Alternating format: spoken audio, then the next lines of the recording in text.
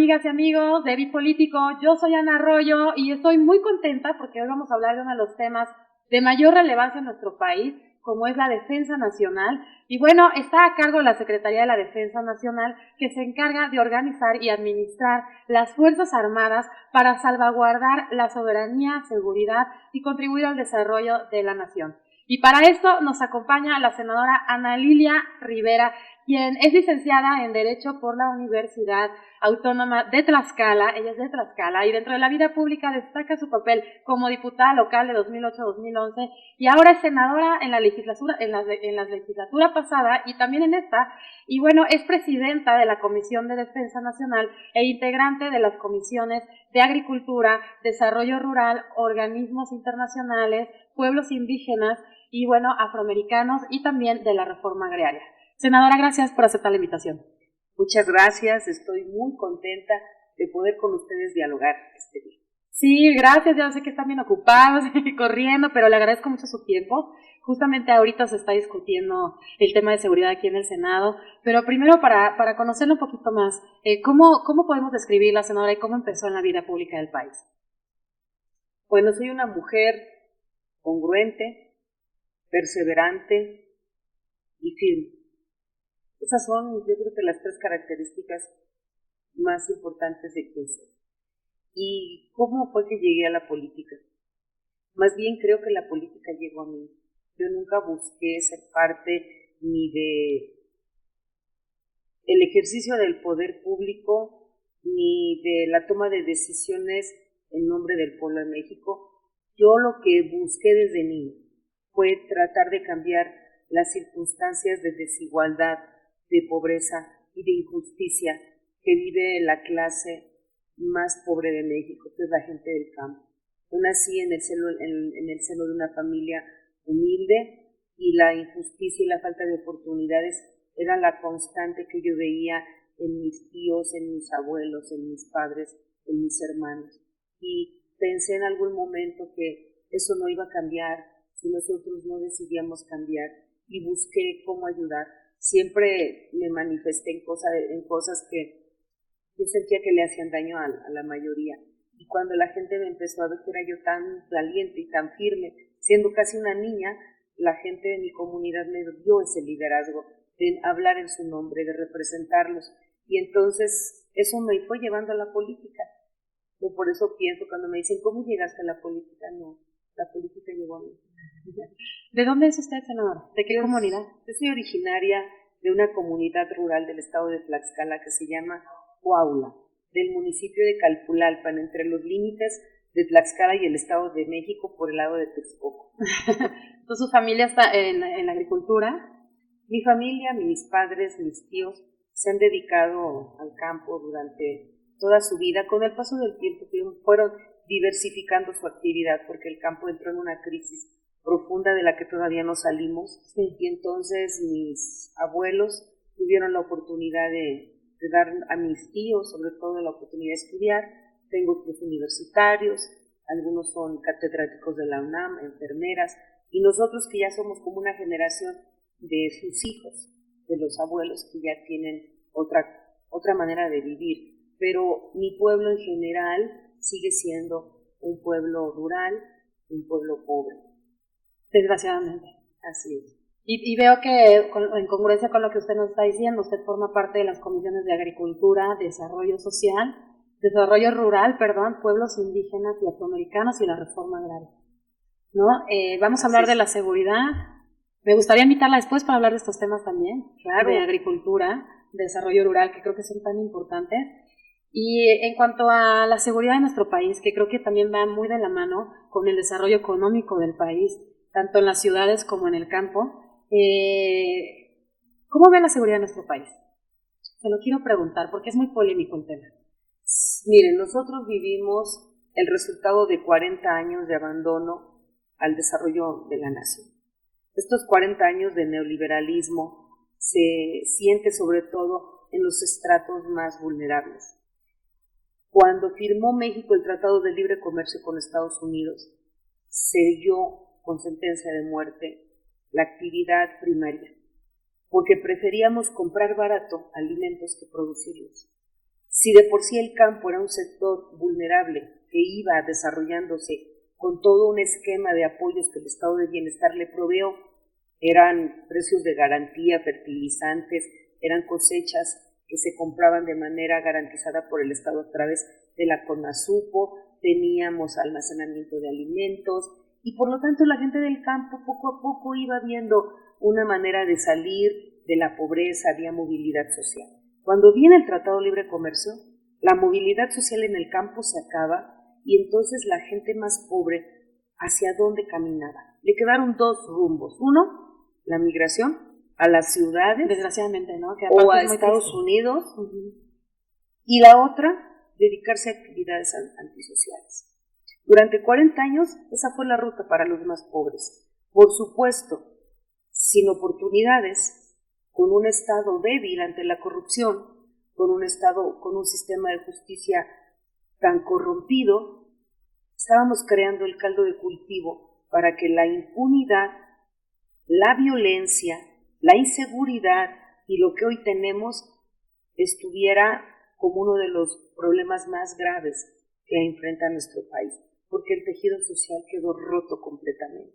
Entonces, esto, aunado a la injerencia que viene del extranjero, sobre todo de los países que cerca de nosotros son consumidores de droga, que necesitan esa droga incluso para sostener su economía y que ven esta vulnerabilidad de nuestro país y logran con gobiernos poco soberanos y democráticos y de respeto a su pueblo la entrega de nuestra seguridad a través de programas como Rápido y Furioso, donde con el argumento de protegernos dejan entrar de manera masiva a armas ilegales que hoy tienen a la delincuencia organizada, no solamente con territorio, porque por supuesto los territorios que abandonó el Estado los tomó la delincuencia organizada, claro. Después los vemos que pasaron de ser una delincuencia que tenía cierto control a una delincuencia organizada y profesionalizada, con de uso exclusivo del ejército, que hoy sabemos que entrenan,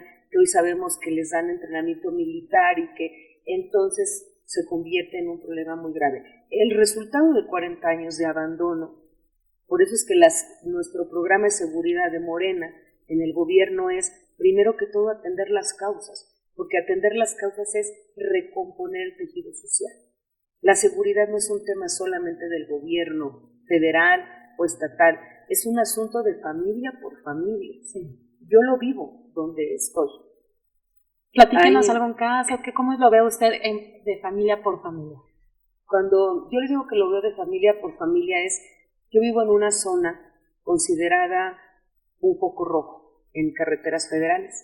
Entre Texcoco y Calpulalpan hay una carretera donde secuestran traileros, hay robo a transporte de carga, hay huachicol, hay delitos graves. Se oye muy peligroso. Sí, pues es la carretera México-Veracruz, en el entronque, no recuerdo el kilómetro, pero está entre Calpulalpan y Texcoco. Incluso hay una Virgen de Piedra muy famosa, porque ahí en las semanas siempre están robando autos, camionetas de manera... Entonces, yo conozco a la gente de mi pueblo, y hay abuelos que fueron honorables. Fue gente que trabajó por la comunidad sin salario, metieron el drenaje, el agua potable, crearon las escuelas. Pero ese abuelo honorable hoy tiene un nieto que se dedica a matar, a robar, a secuestrar o a vender. ¿En qué momento se nos fueron de la mano los hijos de esos hombres que vivían y hacían el bien por su comunidad? En el momento en el que hubo un abandono del Estado y la impunidad y la corrupción hicieron eco en las familias. Si era mejor no trabajar para ganar bien o dedicarte a una actividad donde por una noche que fuera centinela de los huachicoleros te pagaban lo de un mes de trabajo, pues mejor lo hacías. Y ya no hubo la disciplina en la familia, que te educara, que te dijera... Y los valores también. Que te dijera, eres pobre pero tu palabra vale más. Eres humilde pero no le haces daño a los otros. En algún momento esos principios y valores de la familia se rompen. Y aunque les pusiéramos hoy un policía por familia, fuera de la casa, si dentro tú no tienes valores, principios, amor, respeto, si no respetas a tus abuelos, a las mujeres, a los niños, cómo el Estado va a reconstruir familia por familia, si no es con ayuda de la gente. Por eso, atender las causas es, te facilito el acceso a la educación, te facilito el acceso a la capacitación laboral, te facilito el acceso al derecho de salud, te facilito el acceso a las preparatorias, a las universidades, y entonces todo este esquema de derechos que Morena construye después de 1917, México no había creado nuevos derechos sociales, había creado presupuestos para dar dádivas, controlar masas de pobres y mantener en la antidemocracia y en el sometimiento a millones de mexicanos para sostener una oligarquía voraz, corrupta y mafiosa. Nosotros llegamos y decimos, tenemos que acabar con la cultura de la compra de votos, que ha sido lo que más daño le ha hecho a este país. El pueblo debe tener conciencia de lo que le conviene y debe votar en libertad. Por lo tanto, se acaban programas, vamos a construir derechos, porque para la gente será mejor a la hora de votar decidir 1,000 pesos por tu voto cada que haya elecciones o derechos que te permitan tener una pensión cuando llegues a la tercera edad, una beca cuando vayas a la preparatoria, una pensión para los discapacitados y que los amplíe como hoy lo estamos haciendo. Becas para todos los niños de escuelas públicas, desde el kinder hasta la preparatoria. Fertilizantes como derecho constitucional, precios de garantía como derecho constitucional. Acelerar la llegada de la pensión a las mujeres, porque las mujeres por cuidar a la familia hemos sacrificado mucho nuestro tiempo para poder ser productivas.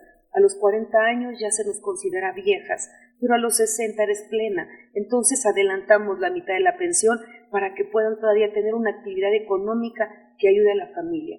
Al construir derechos, estamos siendo un movimiento que construye una nueva conciencia social y que está atendiendo las causas de este tejido que se destruyó durante 40 años y que convirtió a México en un país tan violento. Si no atendemos las causas, no basta con fortalecer a la Guardia Nacional o crearla, no basta con una reforma al Poder Judicial, no basta con estar vinculando en esta estrategia gobernadores y presidentes municipales. Tenemos que meter a todas las familias, que cada familia sea un guardián y un centinela de la paz. Entonces, cuando a mí me preguntan, es que el tema de la no fue creación espontánea, es que la violencia que vive México fue el resultado de estos 40 años de abandono de las instituciones y del gobierno a los más pobres. Luego el aumento de la corrupción, que como consecuencia trae impunidad, pues hizo todo este conjunto de asuntos que terminan llevándonos a este momento. Sin embargo, también hay que ver que hubo desde el exterior, desde fuera de México, una fuerza que estuvo impulsando que todo esto pasara. O sea, el Tratado de Libre Comercio es un modelo económico de la globalización que ya empezaba a crear mercados regionales, era el reparto del mundo. Y entonces, pues si ya de por sí la doctrina Monroe decía América para los americanos, sí. y después vivimos en los 70s y los 80s a un gobierno como lo es Estados Unidos, que bajo el argumento de ser el demócrata del mundo, el pacificador del mundo, el protector del mundo, empezó a intervenir en los países donde no había gobiernos afines a sus intereses, hasta con golpes de Estado, pues por supuesto que vemos una injerencia directa de Estados Unidos en la toma de decisiones de los países donde hay riqueza natural, pero donde no le convienen democracias que compitan y que crezcan económicamente y le disputen el liderazgo del control del continente. Lo que dice usted coincido en gran parte. Ahora entiendo por qué la política llegó a usted, ¿no? Porque habla con mucha claridad y sin miedo y sin tapujos de lo que realmente pasa en nuestro país. Es verdad que todo el mundo decimos el tema de la seguridad es multifactorial y es cierto, y hay que atender no solo los efectos sino también las causas. Y en este sentido, ¿cuáles son los retos más grandes que hay en seguridad ahorita en nuestro país? Bueno, cuando nosotros llegamos al gobierno, y hablo de nosotros del Movimiento Regeneración Nacional, México, de acuerdo a Naciones Unidas, ya tenía 2 lugares muy incómodos. el segundo país más desigual del mundo, siendo un país tan rico. Imagínense ustedes en 128 millones, hoy somos como 130, pero de 128 millones de mexicanos, 60 millones en la pobreza, más los 40 millones que ya habíamos expulsado a Estados Unidos o a otras partes por del falta mundo, de oportunidades. por falta de oportunidades. Y el otro, el segundo lugar, o sea, un país que no está en una guerra declarada, no puede entender los en Rusia, en Ucrania, incluso ahorita en el conflicto de Israel y Gaza, pero en un país que es democrático, que tiene el gobierno que quiere el pueblo y que vive en paz, porque cuando llegamos nosotros, ya México estaba con esos dos lugares. Y según la OCDE, México también ocupa los primeros lugares en corrupción. Y según el Banco de México, también somos de los países con más deuda con el extranjero. Todo esto en lo macro, ahora vámonos a ver sus efectos en lo micro. Tema de la violencia. Tenemos el segundo lugar. ¿Cómo podemos salir de la violencia? Bueno, las causas. Y empezamos a meter programas y presupuestos. Y ahí vamos. Y estamos construyendo más derechos. Ahí va. Pero la segunda es, ¿quién cuida al pueblo de México? ¿Quién es el encargado de su seguridad? Y entonces, el esquema de seguridad era un desastre, porque el pacto federal no quiere decir que cada estado es una isla. El pacto federal es un grupo de estados que forman la nación, que convergen en lo común y que en lo soberano interno toman sus propias decisiones, pero hay un fin común. Y entonces cuando llegamos, el municipio tenía su estrategia de seguridad, el estado tenía su estrategia de seguridad, la policía federal, que cambiaba con cada gobierno, unos era la PFP, luego la gendarmería, luego cuando llega García Luna, él llega con otro grupo de policías que eran los AFIS, y entonces lo reconstruían cada 6 años y no había vinculación, no había coordinación. Pero lo más grave fue que cuando llega Felipe Calderón, él decide declararle la guerra al narcotráfico. Y entonces, cuando pasa el tiempo y la violencia se hace todavía más grande, nosotros nos damos cuenta cuando Estados Unidos, que ya lo habían visto políticos mexicanos, pero no había habido una determinación del Estado para responsabilizar, castigar a quien fue el secretario de Seguridad Pública. Estados Unidos sí lo hace. Y a García Luna lo detiene, lo acusan y le dan una sentencia de casi 40 años por delitos graves que tienen que ver con tráfico, lavado de dinero, o sea, delitos graves. Y los delitos son graves, y eso es muy grave para nuestro país. Porque era el responsable de la seguridad. Claro. Quiere decir que el gobierno de Felipe Calderón fue un gobierno.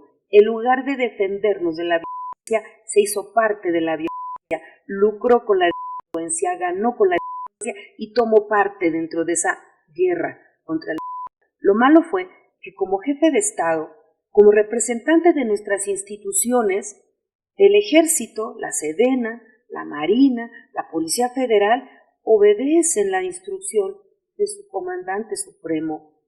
Y entonces, cuando nosotros llegamos en el 2018 al gobierno, todavía la situación era mucho más delicada, porque se había tomado la decisión de que las Fuerzas Armadas, sin aprobación en los congresos, sin leyes, salieran a hacer actividades de seguridad pública. Pero sobre todo, lo que nosotros encontramos cuando llegamos es que la Policía Federal operaba, trabajaba y estaba involucrado en gran medida con la delincuencia organizada. Cuando nosotros llegamos al gobierno había aproximadamente 42,000 policías federales para 128 millones de mexicanos. Sí, muy poquito. Y luego involucrados en su mayoría en corrupción con la delincuencia organizada o infiltrados. Entonces lo que decide nuestro gobierno fue pues declarar la desaparición de la Policía Federal y construir una policía que con el paso del tiempo se fortalezca y permanezca y se convierta en una institución que realmente proteja a los mexicanos. y creamos la Guardia Nacional. Nada más en los primeros 6 años del gobierno de Andrés Manuel López Obrador, pasamos de 42,000 policías a 136,000 guardias nacionales. Pero además estos 136,000 guardias nacionales tienen presupuesto para que se les puedan construir sus espacios de desarrollo, de cuidado, de protección, que son estos módulos que antes no tenían. Antes la Policía Federal lo que hacía era que llegaba a operativos y tomaba hoteles, o rentaban hoteles, o se quedaban en campamentos en algún lugar. Nosotros no, les construimos durante el gobierno del sexenio pasado sus cuarteles. Y entonces la policía de la Guardia Nacional tuvo la oportunidad de tener espacios propios, con mucha precariedad, sí, al principio, porque es un proceso. Es un proceso, sí. Pero hoy he recorrido muchos de estos espacios y me da mucho gusto ver los cuarteles dignos de la Guardia Nacional. Pero además entraron las mujeres. A mí me sorprendió mucho la primera visita que tuve hace unos meses con el secretario de Defensa Nacional, que me explica el 40% más de porcentaje de mujeres que están en combate cuerpo a cuerpo, en entrenamiento militar, dentro de las Fuerzas Armadas ahora, que lo hemos hecho parte ya de nuestras Fuerzas Armadas, en entrenamiento, y me decían, las mujeres son las mejores tiradoras, las mejores francotiradores son las mujeres. Y en la Guardia Nacional las mujeres están defendiendo a su patria, a sus hijos, a sus familias. Y la Guardia Nacional ahora no solamente es una institución en formación, sino que la estamos fortaleciendo al darle disciplina militar, al darles todos los derechos que tienen los militares de pensión, alimentos, salud y por supuesto seguros de vida.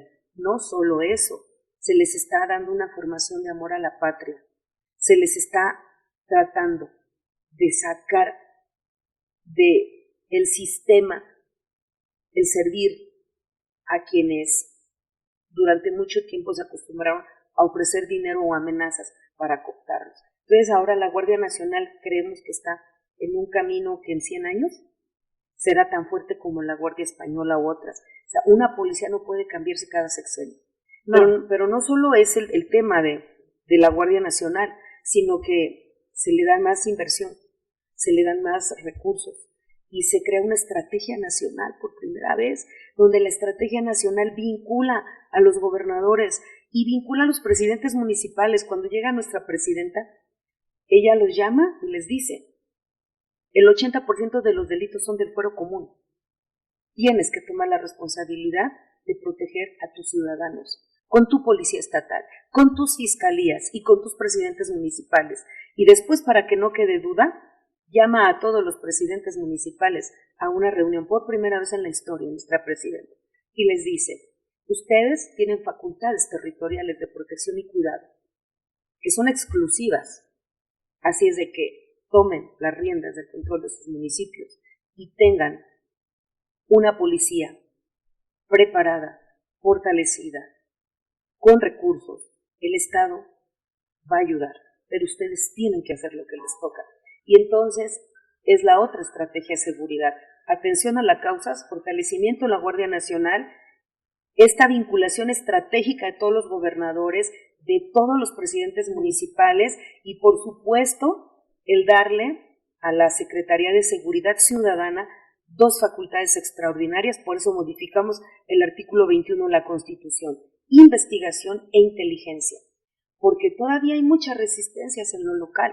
Entonces, si todos responsabilizan al gobierno federal, bueno, el gobierno federal tiene que darle facultades a su secretario de poder intervenir en qué investigaciones están en camino, porque esas carpetas de investigación no se concluyen o porque no se consignan, o qué es lo que está pasando, y entonces crea este esquema donde el primer tema todos los días desde hace 6 años es, antes de la mañanera, una reunión con el Gabinete de Seguridad.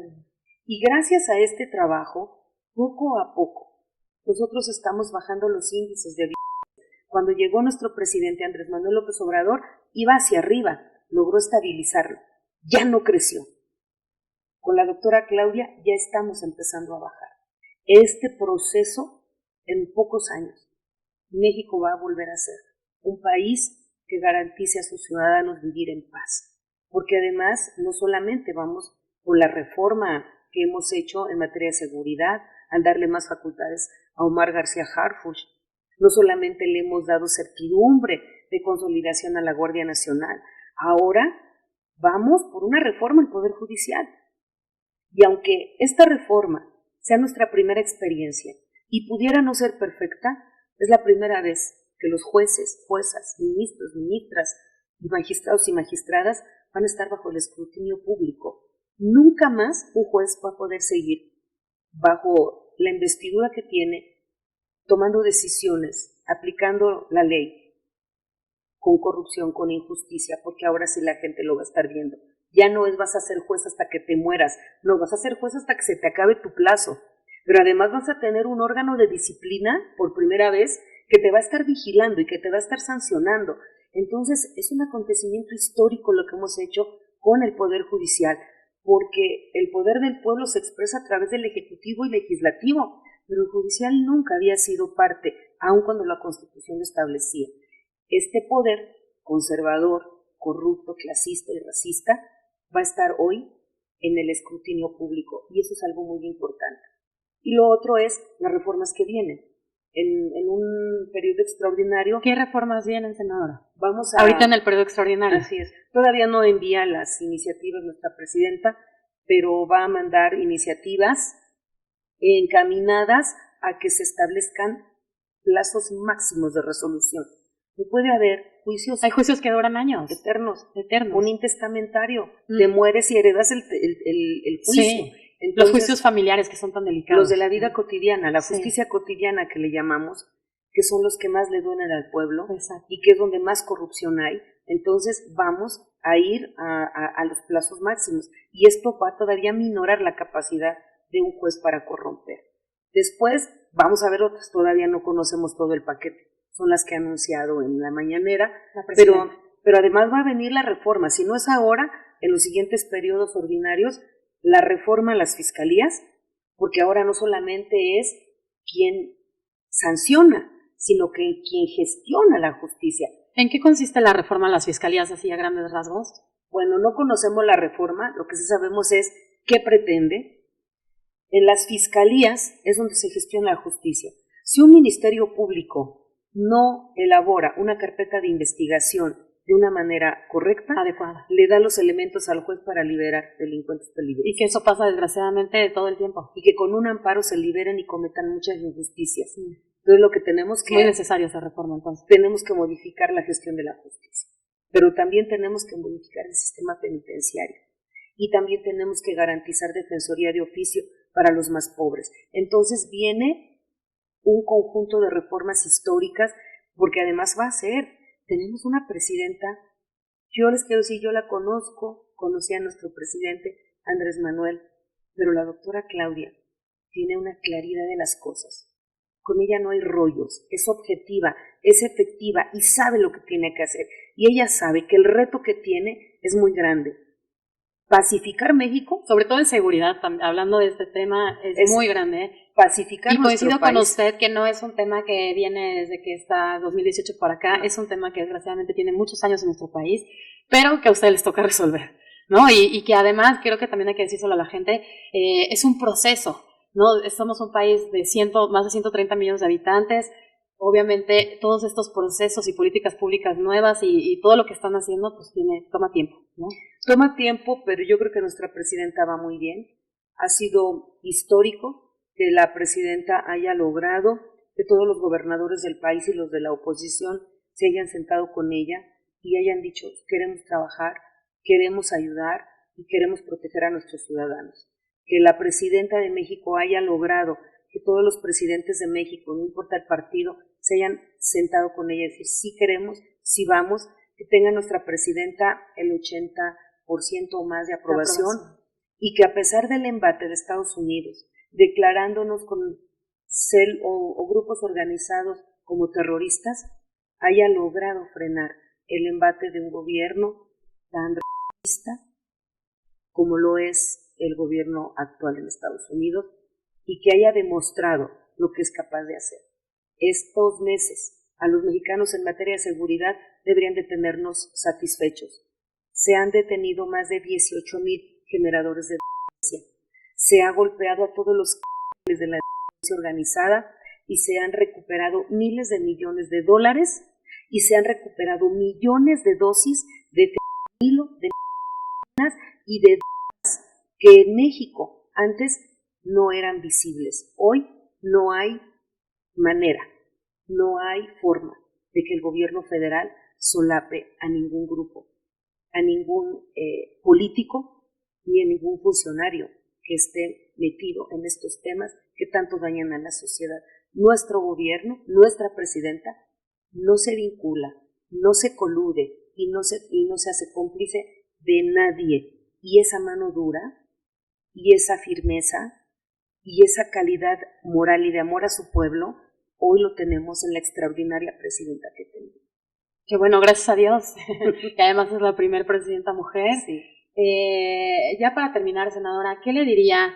Yo hace rato tuve un error, dije que el tema de la seguridad es polémico, pero no, desgraciadamente es muy doloroso, desgraciadamente es grave, y es muy triste que, como usted lo mencionó en esta plática, a nuestro país desde hace muchos años se le conoce como que es un lugar muy inseguro, y somos un gran país. ¿Qué le diría a toda la gente que desgraciadamente ha vivido eventos de violencia en nuestro país, a las madres de los desaparecidos, a las mujeres que han sido abusadas, engañadas, a los padres de familia que también se les ha robado y que han vivido de primera mano, desgraciadamente, el tema de la violencia en nuestro país? ¿Qué les diría a ustedes de aquí del Senado, que ya nos platicó que se está trabajando de verdad en todas las causas y en la prevención, a esa gente que ha sido la más golpeada por la violencia en nuestro país? Que la oscuridad fue de muchos años, pero que estamos encontrando la luz. Estamos saliendo de ese túnel de indiferencia, de apatía, de olvido, que nos duele mucho a las madres que tienen hijos desaparecidos, que no podemos cambiar el pasado, pero que estamos luchando con toda nuestra fuerza para cambiar el presente y el futuro, que tenemos una esperanza, que lo peor ya pasó, que vamos hacia adelante como pueblo, que nos vamos a poner de pie, que vamos a luchar desde abajo en contra de la violencia, que debemos tener esperanza, que el pueblo de México es maravilloso, que somos un pueblo que amamos, que queremos, que somos un pueblo bueno y que hoy tenemos un gobierno que nos ve y que nos escucha. Lo mejor está por venir, lo pasado no lo vamos a cambiar, pero que todo ese dolor nos sirva para tomarnos de la mano y unidos ayudar al gobierno a que pronto recuperemos nuestras familias, nuestros hijos, nuestros pueblos, nuestras plazas públicas, nuestra libertad para vivir en paz. Muchas gracias, senadora, que así sea. Yo también comparto con usted todos estos deseos para nuestro país. Gracias por su tiempo, gracias por esta plática tan interesante. Ojalá que la volvamos a ver. Gracias. Yo creo que usted debe saber mucho de estos temas: agricultura, desarrollo rural, reforma agraria, por supuesto seguridad, y nos encantará platicar con usted otra vez. Muchas gracias. Gracias por su tiempo. Un abrazo. Amigas y amigos de Bit Político, yo soy Ana Arroyo. Gracias por estar en este episodio. Nos vemos la próxima semana. Hasta la próxima. Bye bye.